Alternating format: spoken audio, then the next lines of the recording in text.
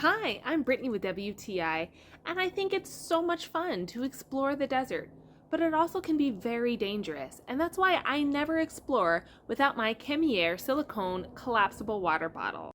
It's so convenient for traveling. You can hook it to your backpack or your jacket, and you're good to go.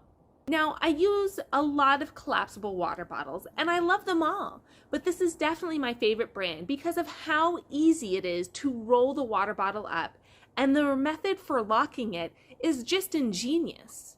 It never comes undone, even if I roll it poorly. Now, the thing that actually surprised me most about this water bottle is its ability to handle extreme temperatures. You can put it in the freezer and use it as an ice pack or a compress.